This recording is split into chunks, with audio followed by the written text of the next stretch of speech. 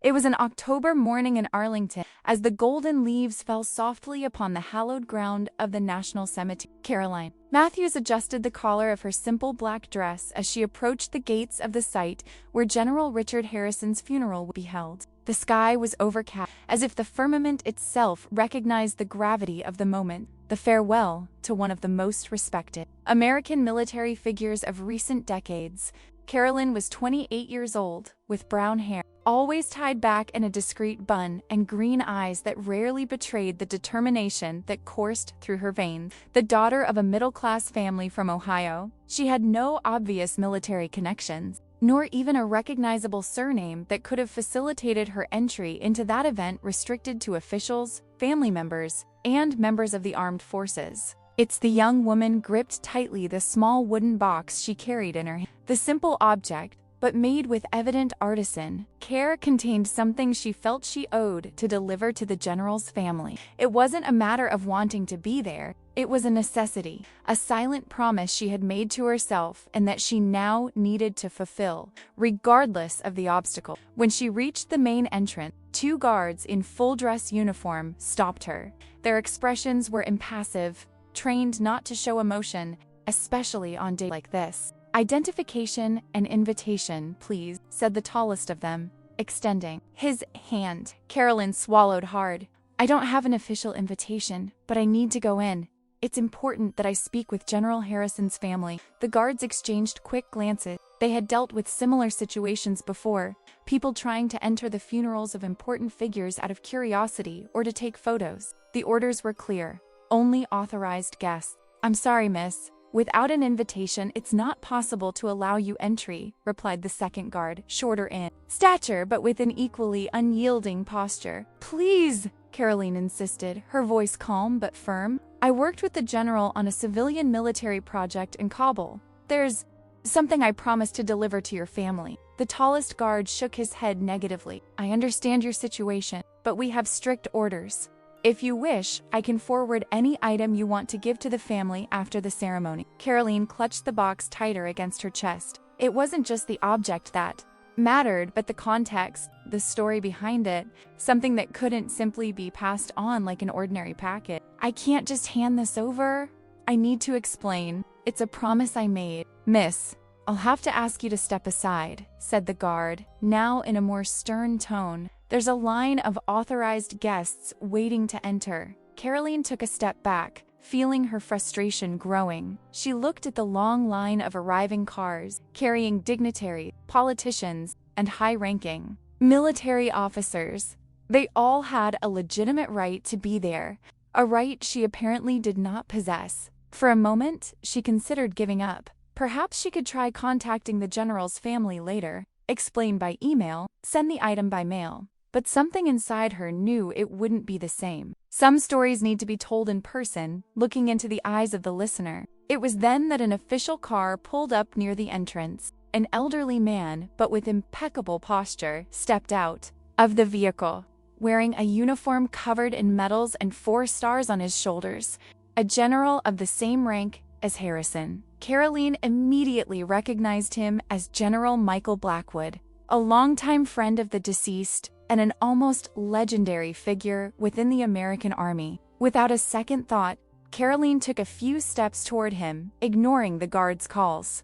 "General Blackwood," she called, her voice louder than she intended, drawing the attention of those present. General Blackwood stopped and turned toward the voice. His eyes, a faded blue with age but still piercing, met Caroline. For a moment, there was only silence. The guards were already moving to intercept her, but the general made a small gesture with his hand, stopping them. "Do I know you?" he asked, in a deep voice that carried the weight of authority, but also genuine curiosity. "Not personally, sir," Caroline replied, trying to control the tremor in her voice. "My name is Caroline Matthews. I worked with General Harrison on the school reconstruction program in Kabul 3 years ago." General Blackwood's face showed a slight recognition. "The school's project. Richard has talked a lot about it in recent years." Caroline nodded, feeling a sudden relief at having found some connection. "Yes, sir. It was one of the general's last projects before his retirement from active service." The guards remained nearby, uncomfortable with the situation, but not daring to interrupt the conversation with a four-star officer. General Blackwood glanced at the small box in Caroline's hand. "A promise, sir," she replied, her voice a little firmer now. "Something I promised to bring back to America and delivered to General Harrison's family." Blackwood studied her for a long moment, as if assessing not only her words, but also her character. Then, to the surprise of everyone present, he did something unexpected. He turned to the guards and said, in a voice that clung to questioning, "This young lady is my personal guest. She will accompany us to the ceremony." The guards, clearly disconcerted, simply nodded. "Yes, sir," they replied in unison. General Blackwood then turned to Caroline. "Come with me, Miss Matthews. I think there's a story I need to hear before the ceremony begins." Caroline felt her eyes welling up, but she maintained her composure. "Thank you, sir." As Caroline walked alongside General Blackwood toward the ceremony, she felt the curious stares of those present. It was clear that everyone was wondering who this ordinary young woman was, now accompanying one of the most respected military figures in the country. The general led her to a small tent set up to receive the guests of honor before the ceremony. Inside, seated alone in a chair, was an elegant woman of about 60 years of age, Margaret Harrison, the general's widow. "Maggie," Blackwood said softly, "this young woman worked with Richard in Kabul. She has something important to share it with us." Margaret Harrison raised her eyes, red from suppressed tears, and looked at Caroline with a mixture of curiosity and pain. "You met my husband abroad?" Caroline nodded, feeling the weight of responsibility in her words. "Yes, ma'am. I worked as a civilian coordinator on the school reconstruction project. General Harrison he changed many lives there." Margaret made a small gesture for Caroline to sit down. General Blackwood remained standing, like a silent guardian of that moment. "Richard never talked much about his work abroad when he came home," said Margaret, her voice breaking slightly. "He always said he preferred to keep that part of his life away from our living room." Caroline understood immediately. Many military personnel did this. They created a separation between what they saw and did abroad and the life they led at home. It was a form of protection, both for themselves and their family. "Mrs. Harrison, I was in Kabul when your husband implemented a program to rebuild schools in areas that had been controlled by the Taliban." Caroline began, placing the small wooden box on her lap. It wasn't an official part of his mission. He could have simply ignored the plight of the local children, but he didn't. Margaret smiled for the first time. "That sounds like the Richard I knew, always doing more than was strictly necessary." Caroline nodded. "The main school we rebuilt was in a village called Baghlan. It was a place that had suffered greatly during the war years. When we arrived, we found only ruins. But what was most impressive wasn't the walls we erected or the books we brought. It was the connection your husband established with the local children." As she spoke, Caroline slowly opened the wooden box. Inside was a small handmade book, made of recycled paper and hand-sewn, with a cover decorated with colorful geometric patterns, typical of Afghan art. The girls in that village weren't allowed to go to school for years. When they finally had a school again, they made this book. It contains drawings, poems, and stories about their dreams, about what they wanted to be when they grew up. Caroline handed the book to Margaret, who took it with trembling hands. "Oh, on the last page, ... double quotes." Caroline hesitated, her voice choked with emotion. "On the last page, there's a photo one of the girls took with her husband. Her name was Zara. She was only 8 years old. When she learned that the general was returning to America, she gave him this book and asked him to keep it, to remember them." Margaret carefully opened the book, leafing through the pages filled with colorful drawings and writing in Dari, the local language, with some English translations written in pencil in the margin. When she reached the last page, she let out a small sob. In the photo, General Harrison was smiling, crouching beside a little girl with large dark eyes and a radiant smile, in front of a newly painted school building. "Richard gave me this photo when he returned," said Margaret, running her fingers over the image. "He told me about this girl, Zara, but he never mentioned this book." "He didn't bring the book with him," Caroline explained. "The night before he left, there was an attack on the neighboring village. The general personally led an evacuation operation to ensure no one was hurt. In the chaos of that night, The book was left behind at the military base. Caroline paused, recalling those tense moments. Before leaving, he contacted me and asked that, when I return to the United States, I find a way to retrieve that book and deliver it to his family. He said it was important for you to know that, even amidst the horrors of war, there were moments of hope and human connection. Margaret's eyes filled with tears again, but now there was something different in them. Not just pain, but also gratitude. I stayed in Afghanistan for another 6 months after her husband returned, Caroline continued. It was difficult to recover the book. The base was moved. Documents were lost. When I finally returned home, I lost contact with most of the military personnel I knew. I tried to find a way to contact General Harrison, but double quotes, he fell ill soon after returning, Margaret added, understanding now. The doctors discovered the cancer just 3 months after his return. It all happened very quickly after that. Caroline lowered her eyes. When I heard about his passing on the news, I felt I needed to keep my promise. Not just for him, but for Zara and all those girls who placed their dreams in this book. General Blackwood, who had remained silent throughout the conversation, finally spoke. Richard told me about this project once, during one of our fishing trips. He said it was the most meaningful thing he had done in all his years of service. Not the medals, not the military strategies, but seeing those children going back to school, especially the girls.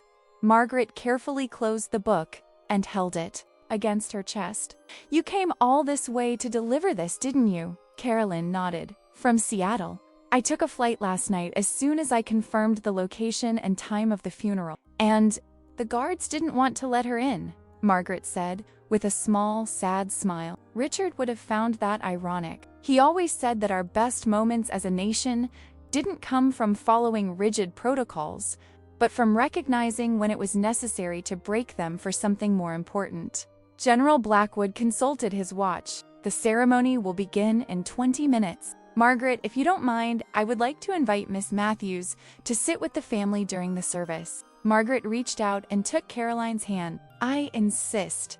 And then, if you can, I'd like you to tell us more about Richard's work in Kabul, about the people he met, the lives he touched. These are stories I need to hear. Caroline felt a wave of emotion wash over her, but she remained composed. It would be an honor, ma'am. As they emerged from the tent, the same guards who had barred Caroline watched the scene with perplexed expressions. General Blackwood paused briefly before them. Gentlemen, sometimes protocol exists to be followed, and other times it exists to remind us that there are things more important than blindly following rules. General Harrison understood this better than anyone. Caroline walked beside the general's widow toward the families, aware of the curious glances, but no longer caring about them. The sky, previously cloudy, was beginning to clear, allowing some rays of sunlight to illuminate the cemetery. The ceremony was solemn and filled with military honors. General Richard Harrison was remembered for his feats in battle,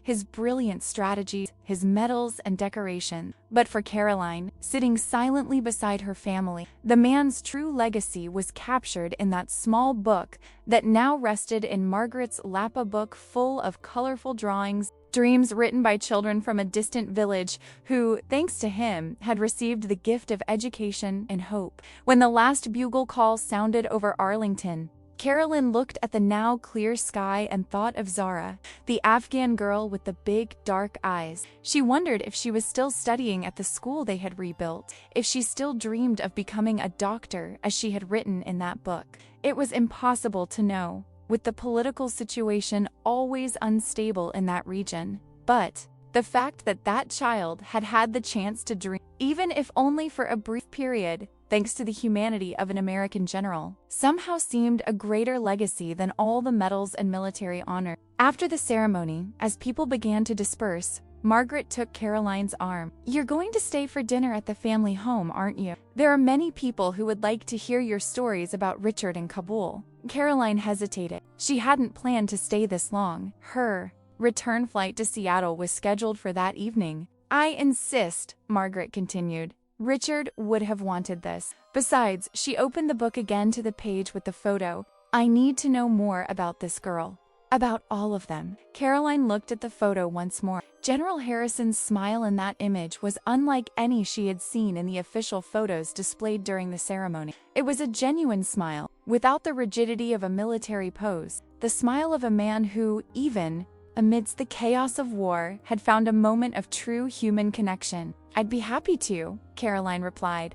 As they walked out of the cemetery, Caroline noticed that the guards who had tried to prevent her entry now stood at attention, paying respect not only to the general's widow, but also to her, the foreigner who had brought an unknown part of a war hero's story. General Blackwood approached her before they got into the cars. "You know, Miss Matthews, in my 40 years of military service, I've learned that true heroes are rarely those who follow every rule. They're the ones who know when it's important to break them for something that truly matters." Caroline smiled, understanding what he meant. Like a general who stops everything to listen to an uninvited civilian. Blackwood chuckled softly. Or like a young woman traveling across the country to fulfill a promise made to a man who can no longer thank her. That evening, at the Harrison family home, Caroline found herself surrounded by high-ranking military officers, politicians, and diplomats, all eager to hear her stories about the general in Kabul.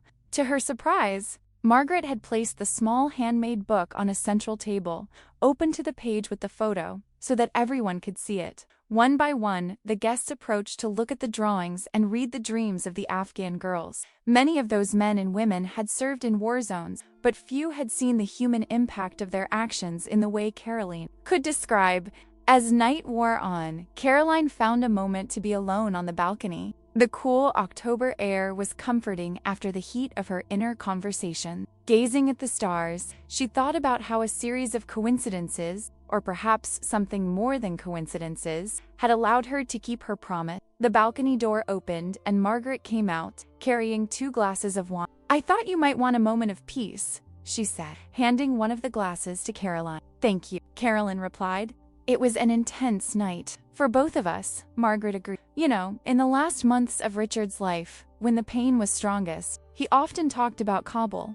Not about the fighting or the military strategy, but about the people, especially the children." Caroline nodded, understanding. Children have a way of reminding us why it's worth fighting for, even when everything seems hopeless. He mentioned a phrase a girl once said to him, something about how books were like doors that no one could ever lock again. Was it Zara who said that? Caroline smiled, recalling, yes, it was her. Books are like doors in the mind. Once opened, no one can lock them again. She said that when we delivered the first batch of books to the school, some of the older girls cried when they received the books. They had been forbidden from studying for so long. ...